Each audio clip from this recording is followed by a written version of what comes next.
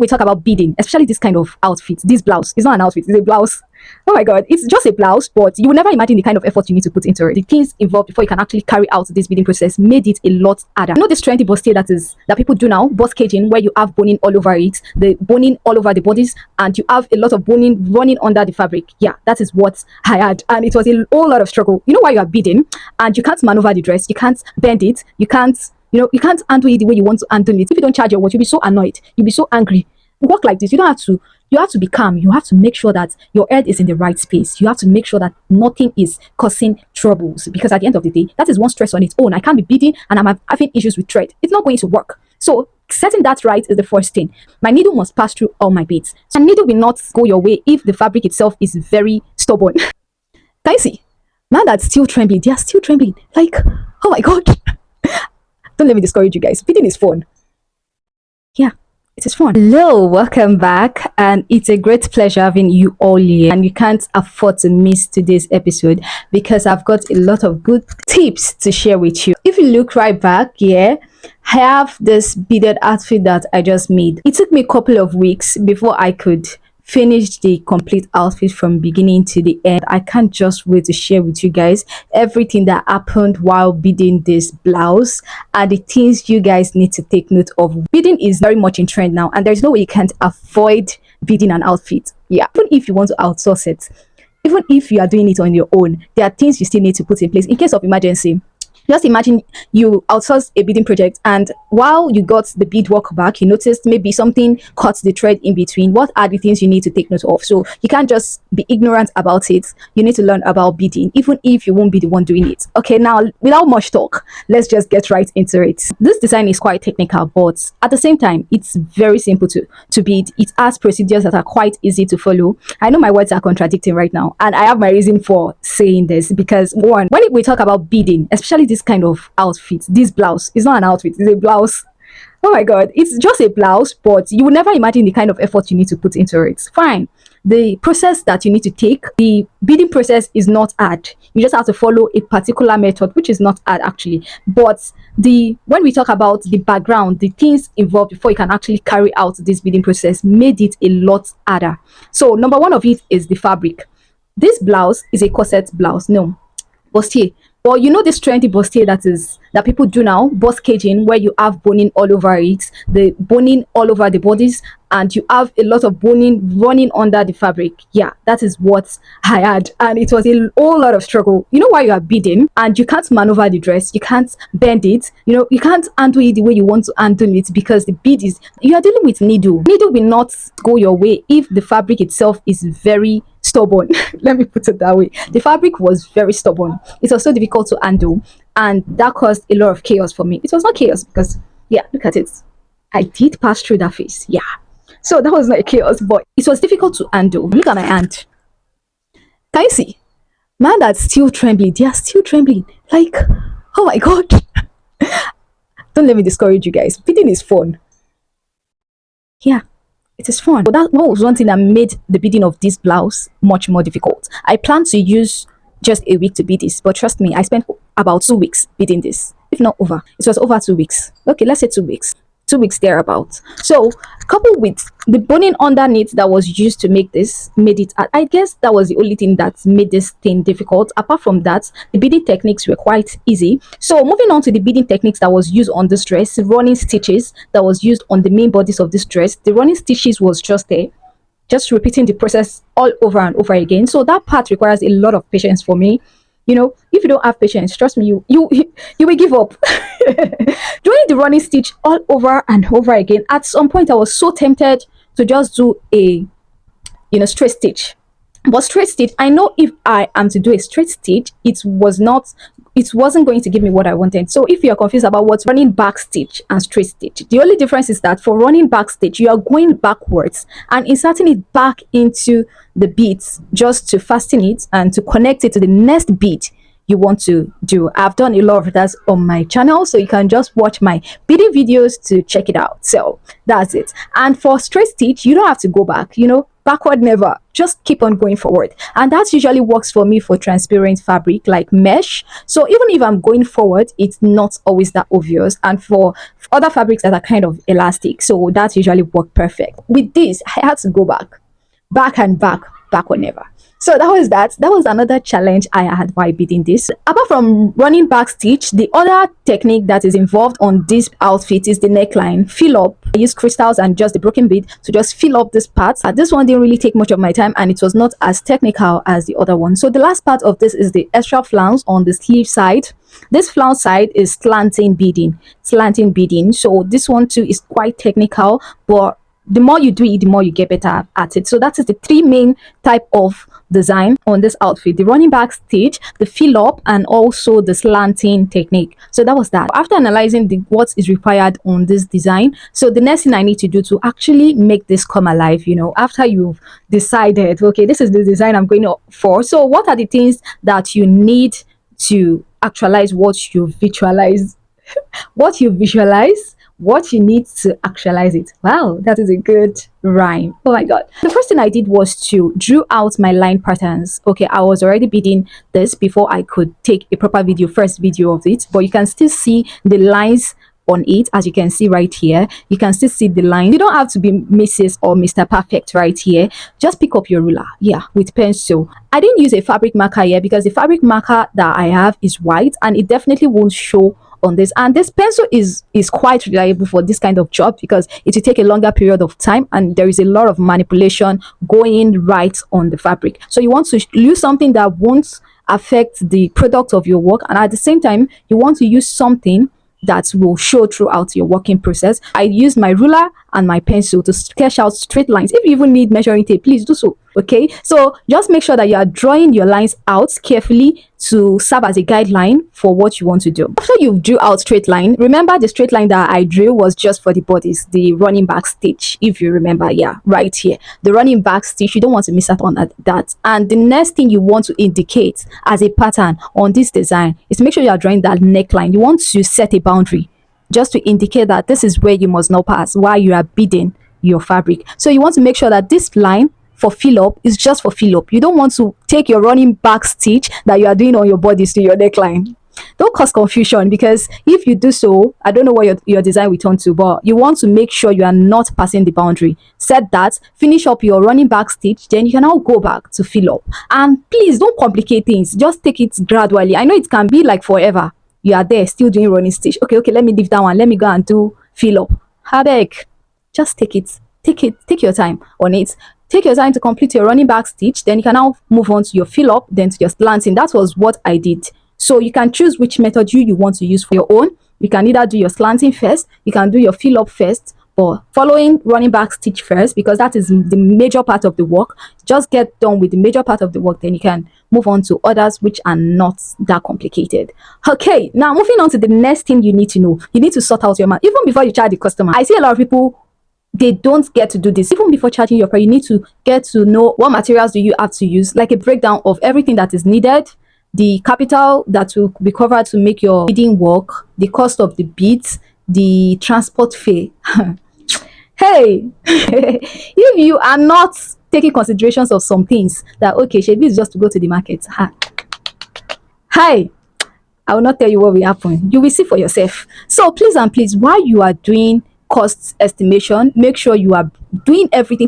See, while you are bidding, you will want to take mods, sip you got. If you are the kind of person that you can't do without it, please, as much as possible. That is why they will say charge your words. I don't know what you usually take when you are working, but please and please charge your words. So the materials that I use for this include my needle, my thread, beads, and that is it.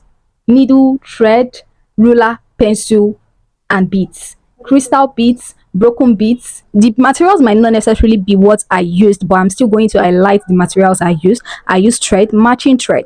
When you are considering thread, you need to get the color that matches the fabric you are working with. So in case you are working with color green of bead and you are working with color white of fabric, you need to know that okay, you'll be using color white of the fabric. But in some scenarios that you feel like you really want the thread to match the color of your bead, then you can just opt for the color of your bead instead. So it's all up to you and what you really want to achieve at the end of the day. And while picking your thread, you need to make sure that there are some thread that you see at the market, it will be so thin. Hey, please do a thread check to see, okay, is this thread okay for my project, in special cases when you are dealing with broken beads, because that was bead that I used here for this, and we all know broken beads, any small thing like this, it's so sharp, so it tends to cut thread quicker. So you need to be very careful of that. Pick the right quality of thread and bead. So while talking about bead, the color you want to achieve the design you want, you need to consider that. So right here I use white, which I sometimes call colorless, and ash. So ash for the downside of this project for the base, and off-white for the upper part, which I also call white. Ashes for the flounce as well. The thing that you need to take note of again, that is very important and you can't just avoid it, is the size of your needle. While working with beading projects, you need to consider that first off before you even start. Okay, I'm working with broken beads. We know broken beads, it just comes in once, like one range, not that you have a bigger broken bead size. So if it is broken bead you are working with, definitely you will be working with a smaller size of needle. And I already explained this before. Your needle comes in size 10, size 11, size 12, even size 9. So the higher the number on the pack, that is size 11, 12, shows that, oh, this needle is smaller. Then size 9, 10, maybe 8 shows that this needle is big. Definitely big needles can't pass through broken beads. It will pass through some, but it will not even pass through all. So you need to be cautious of that, or else it will be a lot of work to undo. So you need to consider that to avoid any kind of issue while you are beading. Work like this, you have to be calm. You have to make sure that your head is in the right space. You have to make sure that nothing is causing troubles, because at the end of the day, that is one stress on its own. I can't be beading and I'm having issues with thread. It's not going to work. So setting that right is the first thing. My needle must pass through all my beads. So you have done that, consider the thread, consider the bead. Is it okay? Is it fit for this project? Should I use seed bead? Should I use broken bead? And after you are done with that, you can now consider, am I using pencil? Am I using fabric pen? Am I using biro? Of course, I won't advise you to use biro, so you get that straight. So there are other things that you need to consider, even when you get all your materials right. That is the quality of your fabric. Okay, right here, this fabric is like a proper bustier that has lining and all that. It has interfacing, so it has the ability to withstand a lot of pressure. While this fabric can withstand a lot of pressure, I can do a lot of manipulation, but the restriction here only is the boning. Oh my god. Boning, it was so crazy to bead, I must tell you. It was so crazy. And there are other projects that you will be doing that they won't even be interfacing, so the way in which you will drag the fabric will be so limited. You have to consider that too. And that is it. I talked about having the right quality of thread. I didn't mention that your broken bead still won't cut your thread, because it is bound to happen. Your broken bead is very sharp and it has high tendency of cutting your thread. Do you know what I mean? You are beading and it's just cut in between. You have to just go back in, no pressure, retie your knots together, the end of the thread to the new thread, connect them together and continue your beading process. Okay, so the thing about it is, what if you are using the right type of bead and it still didn't pass through your needle? Of course, it happens. What you just have to do is, if you are like, okay, I can't go back, I can't take it back, what you just have to do is use your scissors to gently cut out your beads. I've showed you that trick before in my previous video, when you can just go back in and cut your beads in case your beading is too much and you just feel like, oh, that will be too much to occupy that space that you want to bead. Or if you feel like, oh, there is space that I don't like, annoying, it can be annoying. So what you just have to do is take it back, pass it back, and remove the thread through the clothes, release it out. And there are times that the cloth will be so hard, just like this cloth behind me. The fabric was too hard because of the interfacing, because of the boning and all that. It was so difficult to just pass the thread backwards. So all I did throughout this was just I was able to do it in some cases, but most of the time what I did was to break the broken beads if I don't need them that much. The first thing I did while I bead this work is to start with the down part. You've connected all the lines all through. Then I started following the down part, doing the ashes color first, because I believe the down part needs to be sorted out first because it's not as full as the upper part. Then I filled up the upper part, just to make sure that everything is all done. If you know that you can start from the upper part then to the midpoint, it won't be easy because right up we still have a fill up that we need to do. So the best thing is to start from the extreme end that has nothing under it, then take it to the point that it stops, then start with the white from the upper part just to get to that point. But anyway, it's fine as far as that method works for you. Just do you. While beading, of course, it takes a lot of time and patience. But if you are trying to rush the whole process, that is where mistakes arises. So you need to be very careful. You need to be patient, calm, and fast, like a steady pace. Okay, it sounds contradicting, but that is the trick to beading. Taking it step by step and being steady with it. So that is the thing.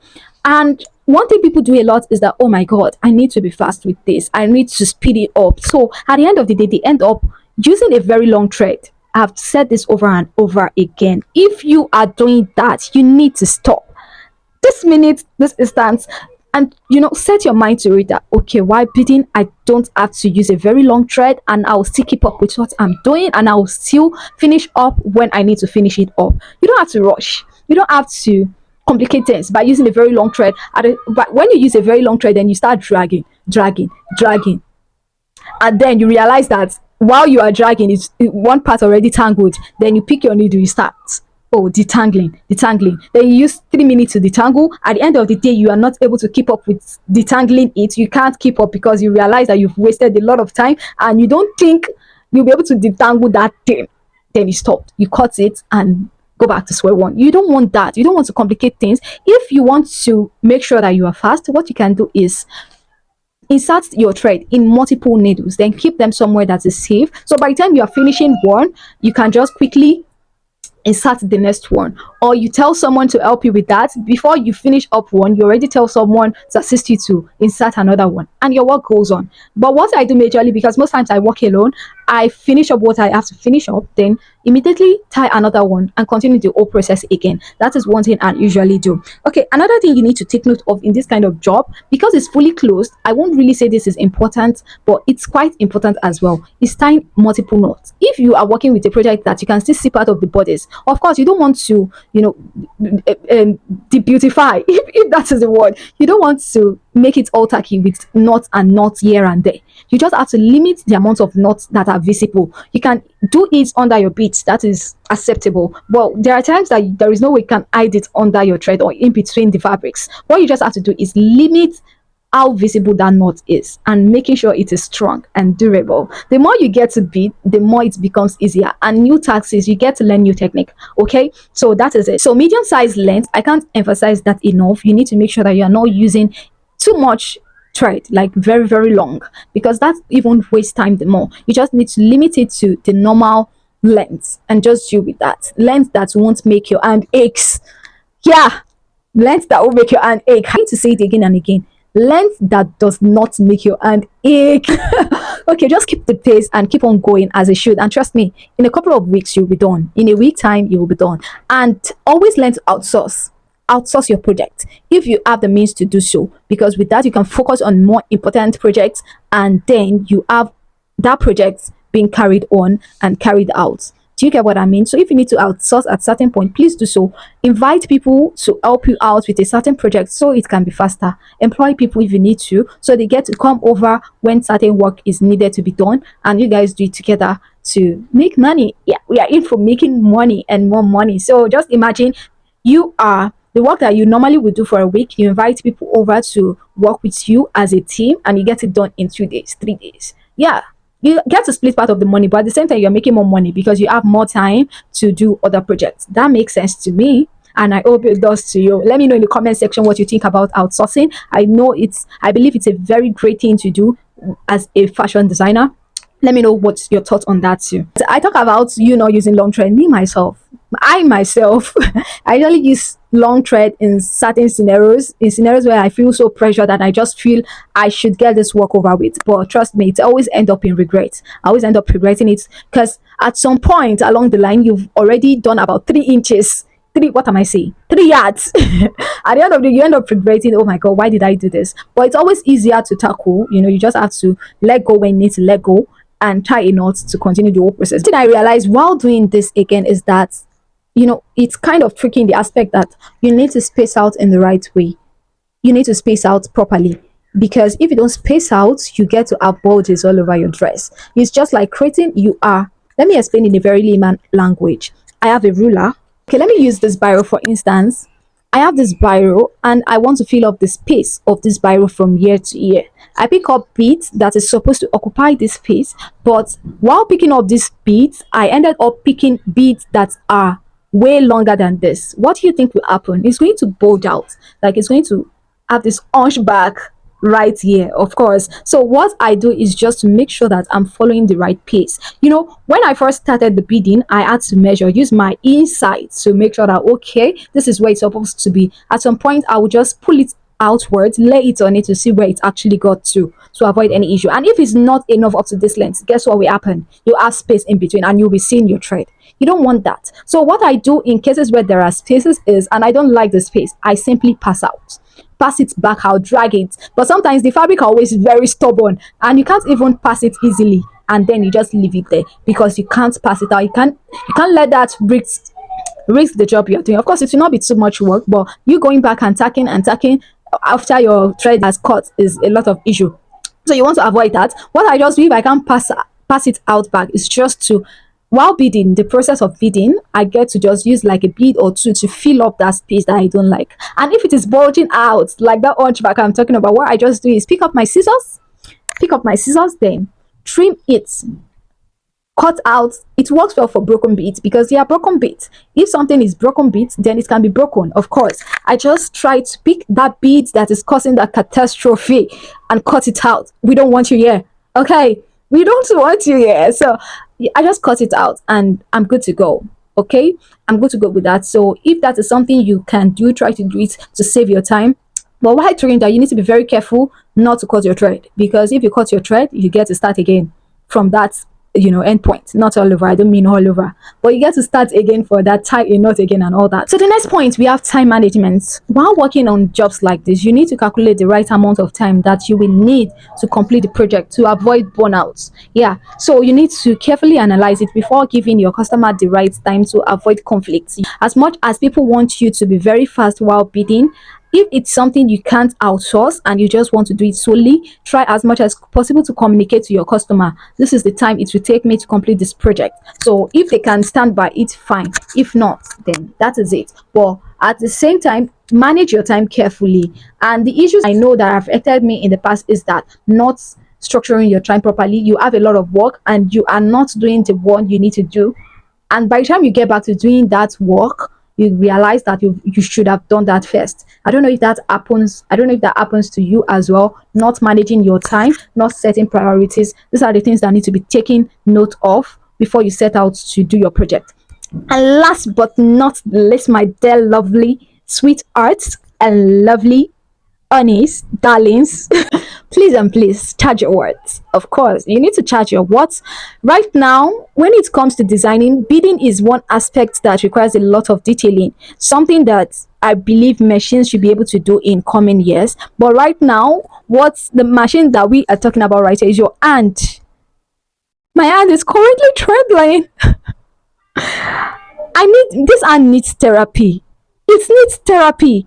And when we talk about therapy, it's part of the money that I charge. I'm going to treat it well. Of course, I need to treat my hand well. I'm sure while beading, look at this mark. Can you see?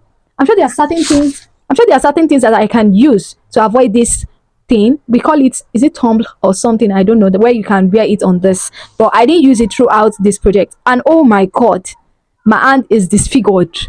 Really disfigured. Look at it. If you don't charge your watch, you'll be so annoyed. You'll be so angry. Because I remembered I was just doing this work and I was saying, oh my God, Sharifa, you fucked up. Sharifa, you fucked up. Should have charged better. Should have charged better. Oh God. So please charge your words as much as you can. Charge your words, because at the end of the day, you'll be the one nursing headaches. You'll be the one nursing anxieties. I won't lie to you, beading cause a lot of anxieties. This can be strange, but yes, it does. So you need to treat yourself right after you've done the job. Treat yourself to a good meal, treat yourself to a good spa and manicure and pedicure. Treat yourself right. That is basically it. So I won't tell you, you need to know me. I will always tell you, charge your words. charge your watts. I think I'm going to do another video on how do you really charge your watts. I don't want to complicate things because the way we charge our watts is quite different from each other. Your watts might not be my watts. So thank you for staying up to this point. I really enjoyed this episode of sharing with you tips and tricks that I used in beading this lovely blouse. Okay, so if you will really want to see the in-depth video tutorial on how to do certain part of this dress, let me know in the comment section and I will just do a quick video on it for you. Comment down below if you really want it. If you want a one-on-one or online tutorial on it, just me and you, comment below and I will reach out to you. I'll send you where you can reach out to me as well, so we can have a proper discussion on it one-on-one. So thank you so much for staying up to this point. I love you all. Bye.